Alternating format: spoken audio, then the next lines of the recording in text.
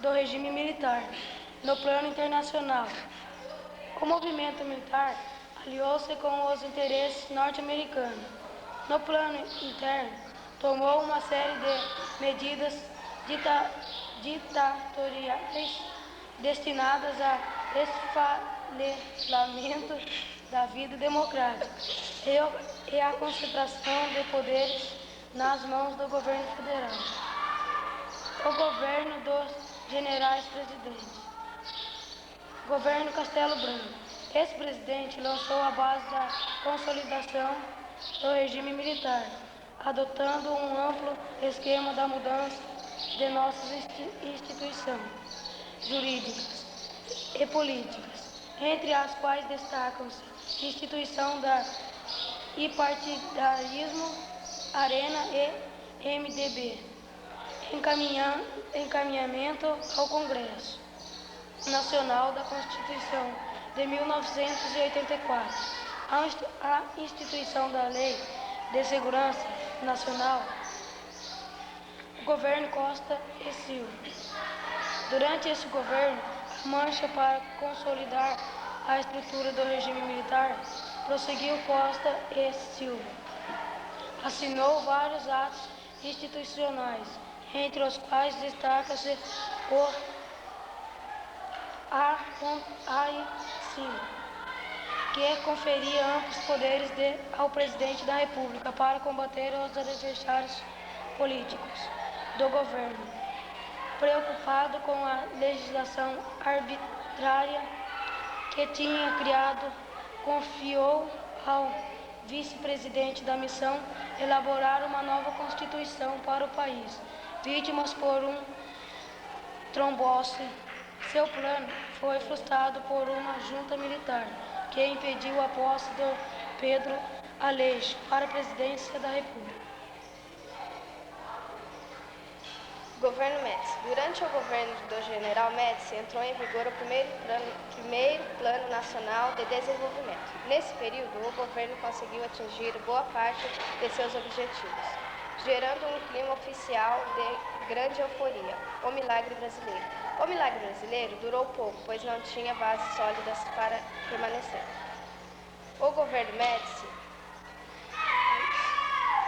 exerceu de modo singular uma vigorosa ação repressora contra diversos setores da sociedade brasileira. O governo Geisel. No governo do general Geisel entrou com vigor o segundo Plano Nacional de Desenvolvimento, que continha metas demasiadamente otimistas e audaciosas, mas o país não tinha condições internas de custear os gigantes investimentos planejados pelo governo, as chamadas obras faraônicas. A economia mundial contraiu-se, a nossa balança comercial entrou em desequilíbrio em face da crise do petróleo iniciada em 1993. No governo do general Figueiredo, entrou em vigor o terceiro Plano Nacional de Desenvolvimento. Em seus principais objetivos, conseguiu levar avante o desenvolvimento de fontes de energia nacional pro alto e o processo de abertura democrática. Quanto a outros importantes objetivos, combate à inflação, controle da dívida externa, crescimento da renda do emprego, o governo ficou longe de alcançá-los. O país viveu uma das maiores crises socioeconômicas da história.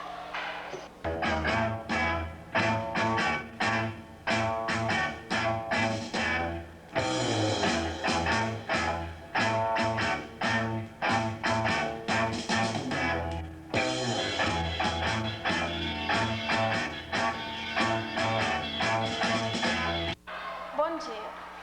No Jornal Escola você vai ficar sabendo as notícias de hoje e de ontem. A renúncia de Jânio Quadros, a chegada do vice-presidente João Goulart e várias outras notícias no Jornal Escola. A renúncia de Jânio Quadros assumiu o vice-presidente João Goulart, que governou a princípio sob o regime parlamentarista. João Goulart enfrentou forte oposição dos grupos do direito que acusavam seu programa político de possuir um caráter comunista. Esta oposição tornou-se ainda mais forte após a divulgação das reformas de base no comércio da Central do Brasil. Isso eclodiu um movimento militar que derrubou João Goulart do poder. Logo depois, quem assumiu a presidência da República em nome do movimento militar foi o Marechal Castelo Branco. Iniciou-se um período caracterizado pela presença no poder dos generais presidentes Castelo Branco, Costa da Silva, Médici, Geisel e Figueiredo.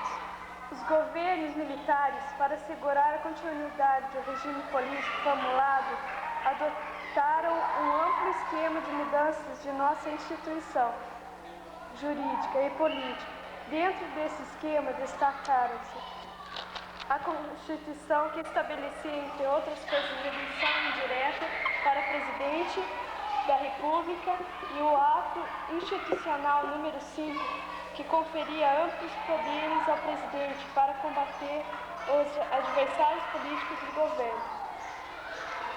A partir do general Geisel, o governo começou a esboçar um conjunto de medidas visando a democratização do país. Foi o início da chamada abertura política, que tomou impulso no governo seguinte. O do general Figueiredo, o processo de abertura inclui medidas como a liberação da censura, a volta do pluripartidarismo, anistia dos diversos condenados políticos. Entre as principais diretrizes econômicas tomadas pelo governo destacam-se o combate à inflação, o aprimoramento do sistema de arrecadação de impostos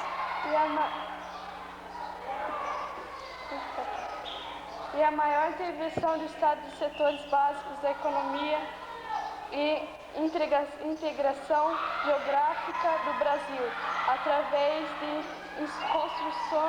construção de grandes rodovias.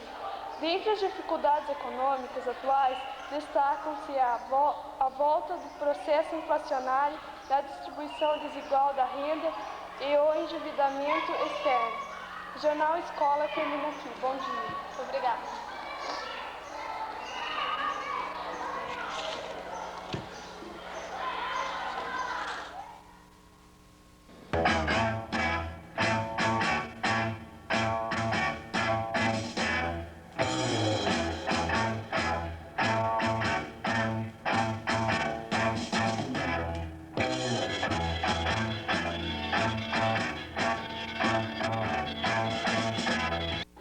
Bom dia, está começando o jornal Fique por Dentro. A ditadura militar.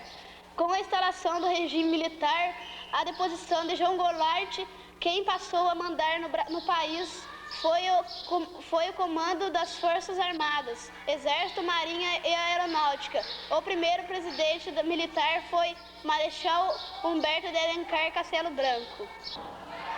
Bom dia. O Castelo Branco recebeu o apoio dos Estados Unidos e das multinacionais, declarou-se inimigos dos comunistas e rompeu relações com Cuba. Na economia, de suas principais propostas era o combate à inflação. A Organização dos Trabalhadores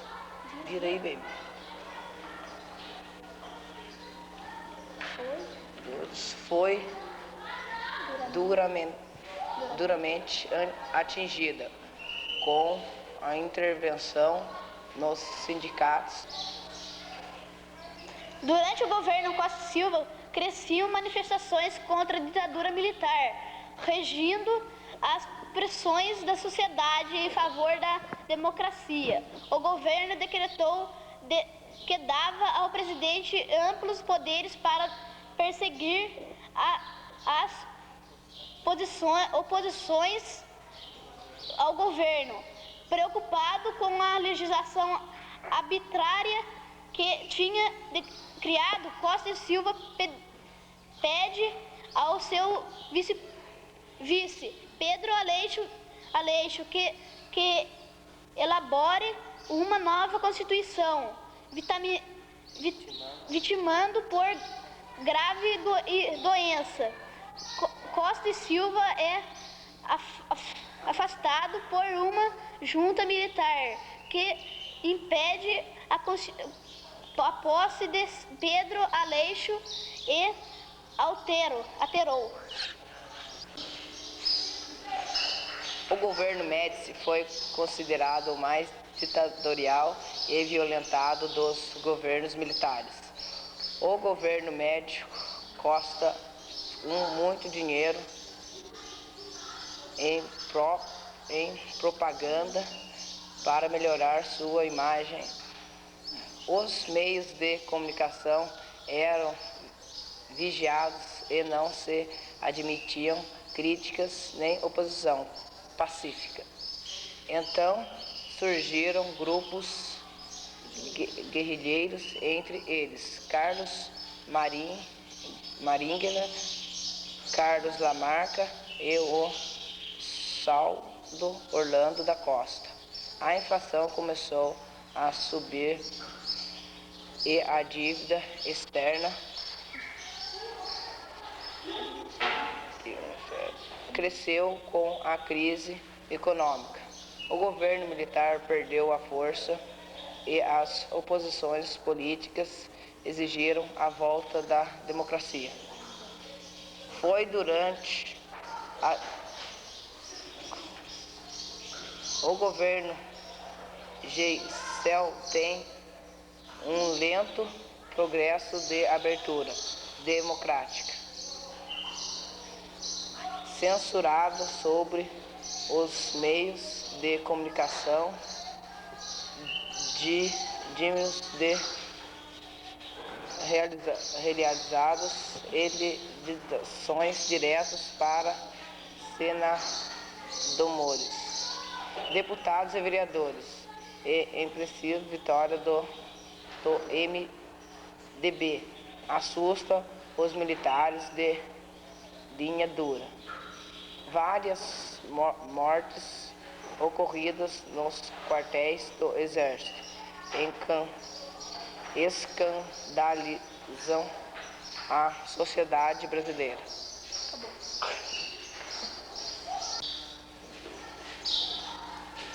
Diante das pressões pela redemocratização, Figueiredo assume o compromisso de realizar a abertura política. Nos sindicatos surgiram as primeiras greves de operários contra os baixos salários.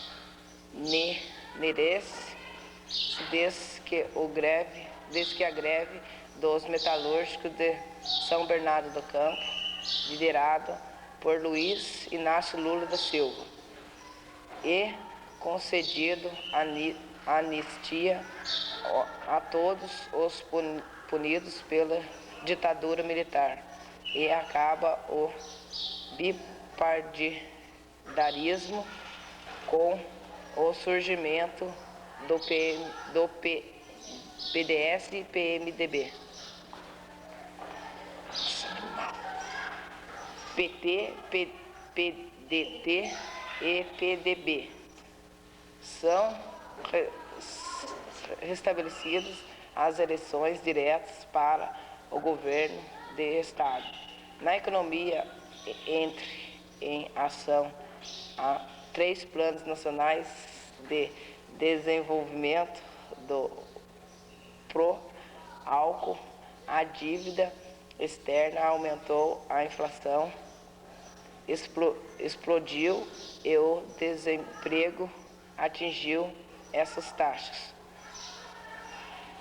Nas eleições para governador, a oposição é bastante eleita e exigem eleições diretas para presidente. Acabou.